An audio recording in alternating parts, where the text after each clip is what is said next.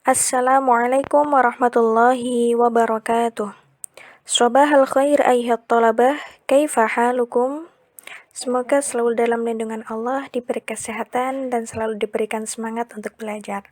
Naam ayhat talabah, fi hadhil munasabah ats-tsaminah sanata'allam an amilun nasbi fi af'alil khamsah, yaitu huruf-huruf nasab ketika masuk pada af'alul khamsah.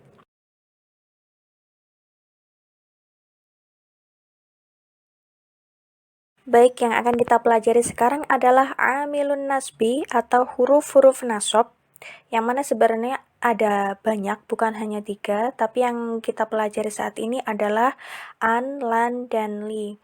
Seperti yang saya sampaikan pada materi sebelumnya, yaitu tentang huruf nasab juga, tapi sekarang akan saya ulas sedikit, akan saya ulangi sedikit. Yang pertama ada an, yang artinya akan. Yang kedua lan, yang artinya tidak akan. Dan yang ketiga adalah li, yang artinya untuk. Lafaz yang pertama, huruf yang pertama adalah an. Apabila disambung dengan fi'il mudhari seperti lafaz al-abu, maka akan menjadi an al-abah. Huruf ba yang awalnya berharokat dhammah, maka dia akan menjadi harokat fathah ketika diawali dengan an. Yang kedua, lan dan yanamu, maka akan menjadi lan yanama, bukan lagi diharokati dhammah tapi menjadi fathah. Yang ketiga adalah li dan tadrusu, maka akan menjadi litadrusa. Untuk huruf li itu jangan ditulis sendiri, jadi harus disambung dengan huruf setelahnya. Perubahan fi'il mudhari ketika diawali dengan huruf nasab itu tandanya ada 2. Yang pertama, dia berharokat fathah huruf terakhirnya. Maksudnya, huruf terakhir dari fi'il mudhari apabila dia shahih akhir atau akhirnya tidak ada sesuatu yang berupa nun atau lain sebagainya, maka dia langsung berubah harokatnya menjadi harokat fathah. Yang kedua, dibuang huruf nun apabila berupa af'alul khamsah. Nah, af'alul khamsah ini tadi adalah fi'il mudhari yang berakhiran dengan huruf nun, dan syarat-syaratnya ada beberapa, nanti kita pelajari. Dan itu tandanya adalah dengan membuang huruf nun apabila salah satu dari huruf nasab masuk pada af'alul khamsah.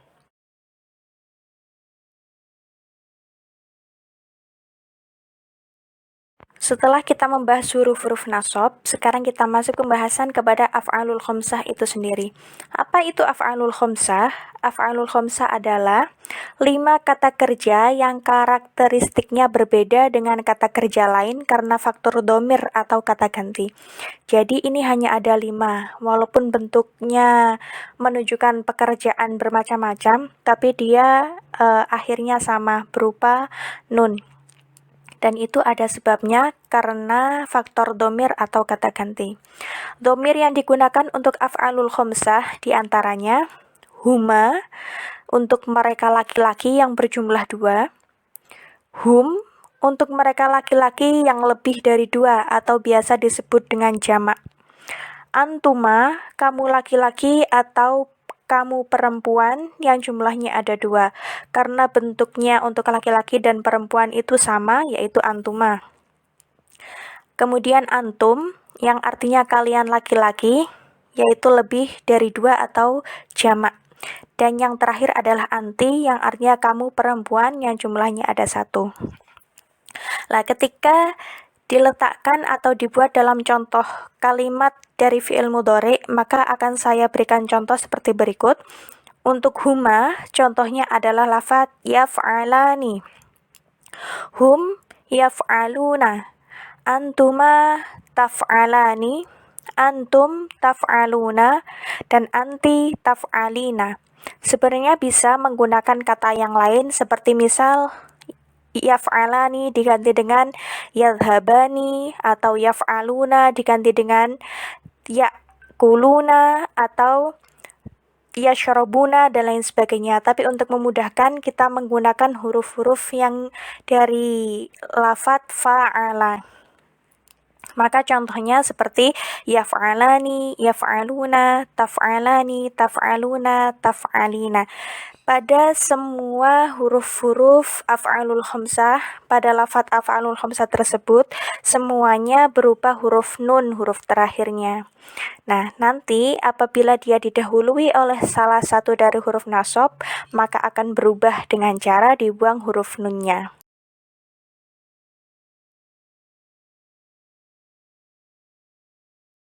Baik anak-anak, silakan disimak dan diperhatikan penjelasan berikut ini yang akan Ustazah terangkan.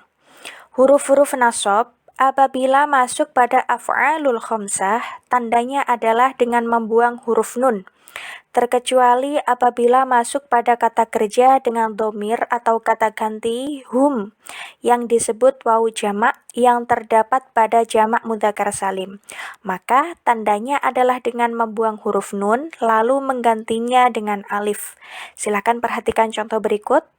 Ada huruf an dan lafadz yashrobani, maka akan menjadi an yashroba, yaitu tandanya dengan membuang huruf nun, karena yashrobani adalah merupakan salah satu af'alul khamsah. Yang kedua, lan dan tarji'ina, maka akan menjadi lan tarji'i. Tandanya adalah dengan membuang huruf nun juga. Sementara yang ketiga, li dan yadhhabuna, maka akan menjadi liyadhhabu. Nah, di sini seperti yang saya terangkan tadi, wawu di sini adalah merupakan wawu jamak yang mana terdapat pada jamak mudzakkar salim yang menunjukkan mereka laki-laki banyak. Tandanya adalah dengan membuang huruf nun di akhir, kemudian diganti dengan huruf alif. An yashroba artinya mereka laki-laki akan minum. Lan tarji'i artinya kamu perempuan tidak akan pulang. Dan liyadhhabu artinya untuk pergi, tapi ini untuk mereka laki-laki banyak atau disebut dengan jamak.